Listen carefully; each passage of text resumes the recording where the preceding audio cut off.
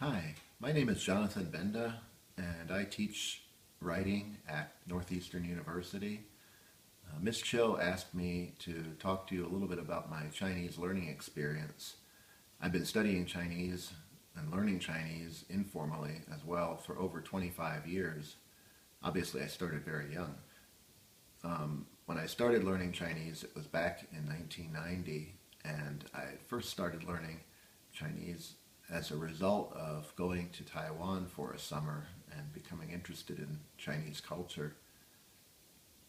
My coursework that I took 2 years of Chinese in while I was working on my master's degree in English. And I think that the coursework that I took really set a good foundation for me for actually going into the kind of informal learning that has characterized a lot of my Chinese learning since then. In that the coursework, I did a lot of work on grammar and learning characters and speaking and listening, and a lot of that helped me a lot when I went back to Taiwan in 1992. And I lived in Taiwan for about 16 years, all told. It's also helped me in acquiring a job here because Northeastern has a lot of students that are from China, and my experience working with Chinese people and using the Chinese language has helped me understand how Chinese people communicate and some of their cultural values and cultural practices and language, and even things like mistakes that they might make in English based on their native language. So I would say that Chinese has made me very competitive in the workplace, but it's very important, and it has been very important for me to kind of keep myself motivated to learn.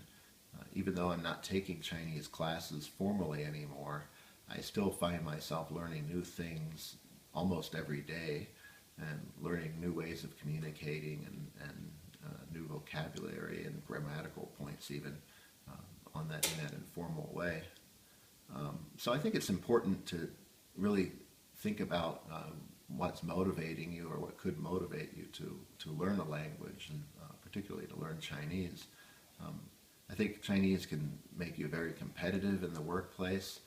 We have a student at Northeastern who used to be a student of Miss Cho's at Xaverian, and he has continued with his Chinese studies after graduating from Xaverian, and this has opened up doors for him as well. You might know that at Northeastern we have a co-op program where students go and work for 6 months as part of their education. Well, because of his Chinese knowledge and because of the fact that he's also a native speaker of English, he was hired by an American company in China, and he's working with one of the managers of that company and using his knowledge of English and of Chinese to help in that position. So it's very good for that kind of competitive networking and for getting a job. And you don't have to major in Chinese. I think this also shows that. He's not majoring in Chinese. I didn't major in Chinese, but we've taken Chinese as the language that has really, I think, supported us in terms of our careers. So no matter what career you can think of, probably Chinese can help make your resume stronger. And of course, interacting with Chinese people and learning about the culture of China and Chinese-speaking societies is also very helpful. You don't necessarily have to do it for a job, but because there are so many people who speak Chinese as their native language in the U.S. and other countries, it really helps in whatever setting that you end up in after you graduate from Xaverian. It will help you with that as well. So I really encourage you to continue working on your Chinese even after you've graduated. You can take formal classes.